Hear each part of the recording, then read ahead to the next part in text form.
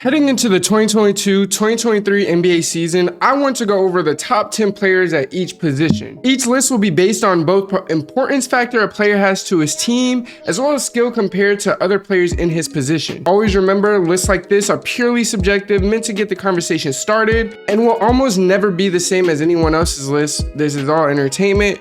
Don't kill me for my list if you disagree.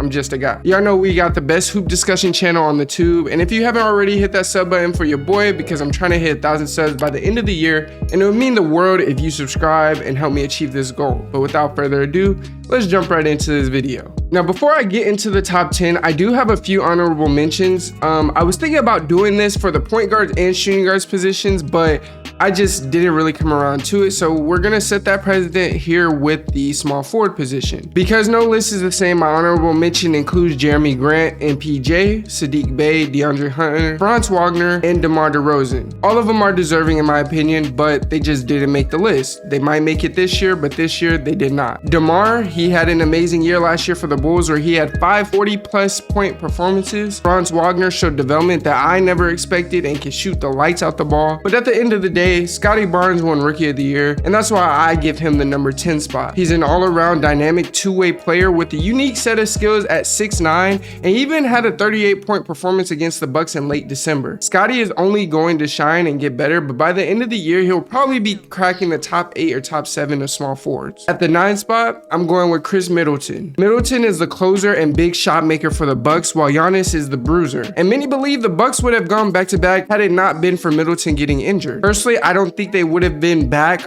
but while there's no way for certain for us to know because history is already written, what's more apparent than ever is that Middleton is a respectable ring scorer in this league while being fairly crafty. The Bucks need him to truly be in championship contention because he's the last piece to the puzzle that makes it work with Giannis. He's had 4 30+ point performances last year, with his season high being 44 against the Suns, and look for the Bucks to contend so long as Middleton's health remains in check. At the 8th spot, a guy that I think goes under the radar due to the team he is on, it's Brandon Ingram. The Pelicans got something cooking up down in New Orleans, and trust me, I ain't talking about they gumbo. Obviously, this team can only compete seriously if Zion is fully healthy, but we aren't going to act like Brandon Ingram isn't another piece of the engine that keeps the Pelicans running. BI and the Pelicans low-key shocked the world, making the playoffs over the dreadful Lakers, and actually reminded me a lot of the bubble Suns that ended the season stronger than ever and were poised to come back the next year even better, which they did and ended up going to the chip. I like BI and the Pelicans this year in the West, and if they see a team like the Suns in the playoffs, I think there's a very real possibility the Suns are a threat to be out in the first round if they see a team like New Orleans. At number 7, I have Jimmy Butler. Now there's 2 different Jimmy Butlers, and we all know this. As we all know, we get regular season Jimmy, who's going to give you good energy night in and night out, do what he needs to in order to get a win and make the playoffs. And then on the reverse end of that, you got the demon playoff Jimmy. Now regular season Jimmy is a top 20 performer, but when we're talking playoff Jimmy Butler, that dude is arguably top 5 in this league. When the lights get brighter, we've seen Jimmy Butler ascend to another planet in 2 of the last 3 postseasons. The first time we saw him was in the bubble when he helped the Heat reach the finals,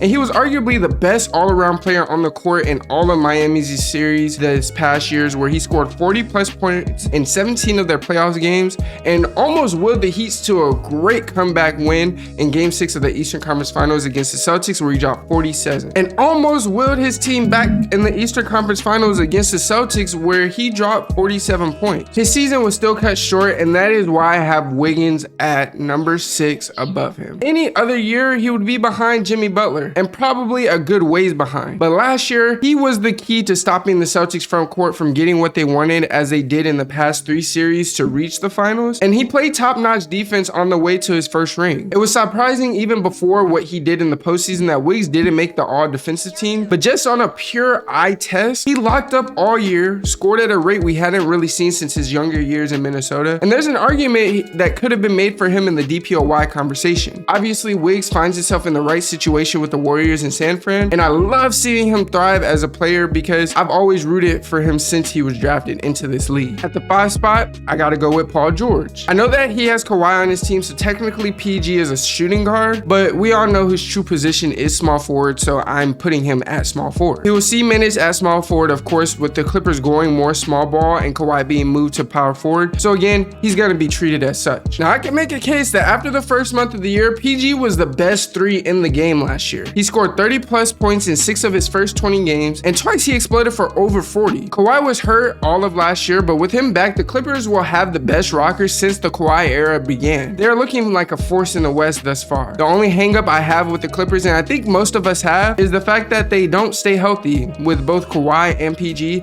and now they got a guy in John Wall that hasn't been healthy in the past, 3-4 years? The Clippers have played amazingly every year up until about February, and from that point forward, the injury bug seems to creep in, and this team becomes a shell of itself. The Clippers have the biggest range with regards to ceiling and floor because on one hand, they can be West champions and make it to the finals, but on the other hand, if their health doesn't hold up, they can be first round exits. And that's why I have Kawhi Leonard at the number 4 spot, and he fell out the top 3 in small forwards for me last year because he was injured. Now, most times I don't count injuries against people, but when you have people at your position that played at such an amazing level while you were out all season, it does hurt you. So at the number 4 spot, we got Kawhi Leonard. Like I said, the Cloud would normally be top 3, but he didn't play all last year, and there's a guy that did play, led his team to the finals, and left over Kawhi and the next guy in the 3 spot as a result for me. Essentially the same thing I said for PG goes for Kawhi. They need to figure out how to finish the marathon and not just the sprint, so that as fans we can finally consider them a solidified threat in the West. Until then, they're another team that just looks great on paper. At the number 3 spot, I have Kevin Durant. Again, like Kawhi, he would be higher. In this case, it is because the player above him outperformed him when they played head to head. Now, not only did he outperform him, but he actually guarded KD in their series, and he made KD look like a shell of who KD normally is. Look, we know who KD is, what he brings, and his otherworldly ability. But last year, he played only 55 games, scoring 30 plus 25 times, which is crazy. And when healthy, we know KD is probably the best scorer in the game. But honestly, this offseason is the first time I think he had to truly get better. In the playoffs last year, KD had a weakness exposed that hasn't been magnified since his OKC games and hasn't been something that he's had to actually worry about up until this point, besides when he was in OKC. KD has always been a subpar playmaker. He can create his own shots, and he's always been amazing at that, one of the best to do it. But when it comes to getting his other teammates shots and playmaking for other people, he's never been the best at that, especially with his size. The Celtics threw doubles at him like crazy on the way to sweeping him in the nets, and it exemplifies KD's weakness when it comes to passing the ball, especially in pressure situations. He struggled getting his teammates involved off of his doubles, and it showed with the sweep. I know that sounds insane to some people because we know what KD is, we know who he is, but let's be real. Since his OKC days, he hasn't needed to playmake for anybody.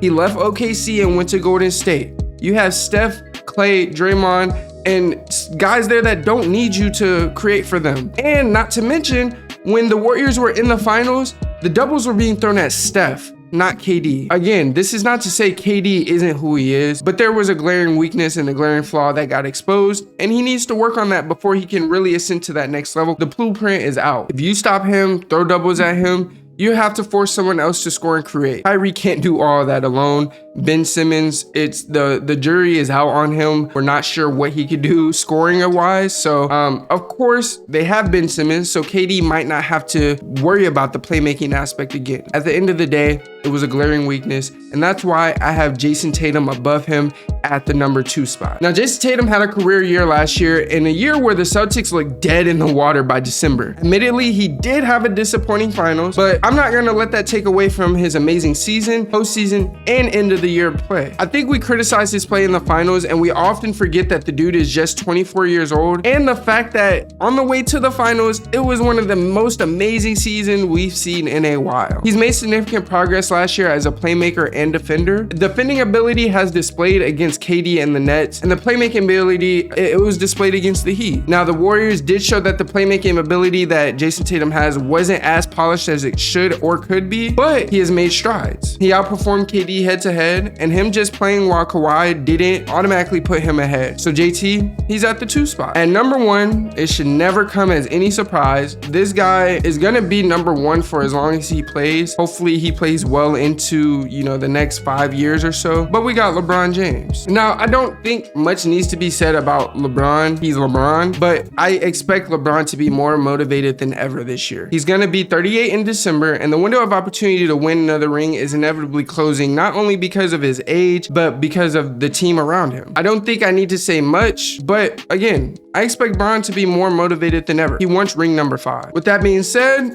LeBron still looks like he's in his early 30s, still scoring 30 plus 34 times, and he erupted for 50 plus twice, including a 56-point game against the Warriors in March, and one of those games where we absolutely needed to get to the playoffs. Now, we didn't make the playoffs, but it was a game nonetheless where we saw LeBron showcase his ability to really take over a basketball game. LeBron is the greatest basketball player in the world in terms of all-around ability. Now, there are players that we can argue have been better in the NBA, but that's not for this conversation right now. He's gonna continue his legacy this year, win the Lakers, win the finals. You heard it here first. The Lakers are winning the finals. That's all I got for you guys in this one. Drop your 10 small forwards in the comments below. It could be in order, it could be out of order, however you want to do it. But until next time, it is your boy TB with the greatest hoop stories and debates on the tube. And as always, I love you guys, and I'm out.